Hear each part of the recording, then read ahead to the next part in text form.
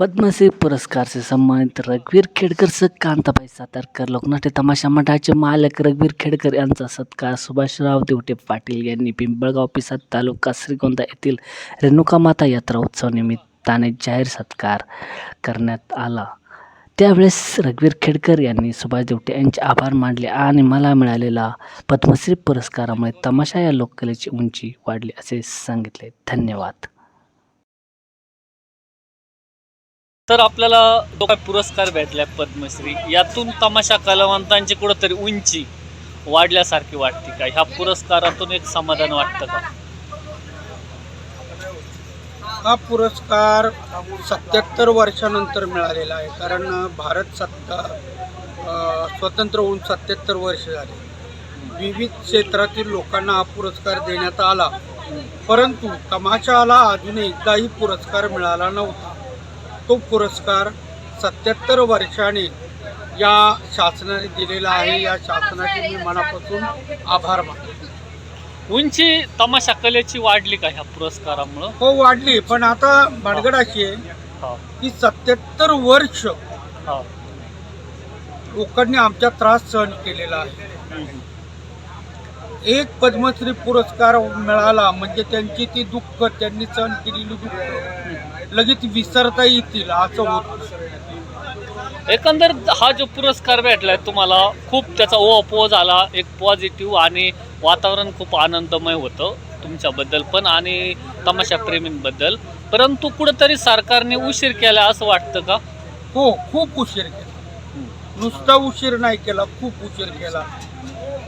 कमीत कमी 25 वर्ष तरी उशीर केलेला आहे ह्या पुरस्कारावर। आजचा तमाशा धंदा कसा आहे भाऊ? तमाशा धंदा तसा आता तोट्यात आहे। फक्त यात्रा चांगल्या होतात, ओपन यात्रा, तिकिटावरचे कार्यक्रम होत नाही। दुसरा मुद्दा आहे, तमाशा लोककला ही कुठंतरी लोप पावत चालली, असा काय लोकांचा सूर लोप पावणार नाही, तिच्यात बदल होत राहील। जसं सिनेमात बदल झालेला आहे, नाटकात बदल झालेला आहे, कीर्तनात बदल झालेला आहे, तसं तमाशातही बदल होत राहील। एक शेवटचा मुद्दा, तुमचे प्रत्येक गाव खेडोगावी तमाशा जातात, आता हे पण सरपंच साहेब आहे, मला हे पण कमिट्यांना विचारायचे, परंतु तुम्हाला विचारतो की गावकऱ्यांचा कसा प्रतिसाद पाहिजे आणि गावकऱ्यांनी कोणकोणत्या सुधारणा केल्या पाहिजे ज्यावेळेस तुमचा कार्यक्रम खेडोपाडी जातो? नाही, याला एवढीची मुलाखत देऊन होणार नाही, याला फार वेळ बसावा लागेल आणि फार वेळ द्यावा लागेल।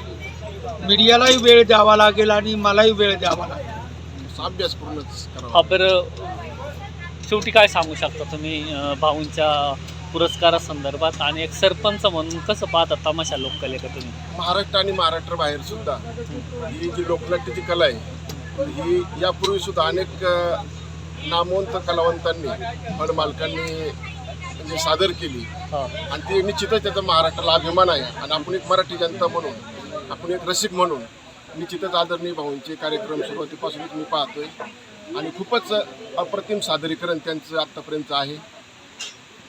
आणि जसं त्यांचा जो बहुमान झाला किंवा तमाशा कलाकारांचा जो काही समजा त्याची उंची वाढली, तसंच आपण जे काही रसिक म्हणून आहेत किंवा त्यांच्यावरती प्रेम करणारे जे महाराष्ट्रातील जे रसिक आहेत, तर त्यांचासुद्धा खूप अभिमान आहे की बा एवढा सर्वोच्च असा पुरस्कार भाऊंना भेटला, त्याच्याबद्दल खूपच आनंदमय वातावरण आहे। धन्यवाद।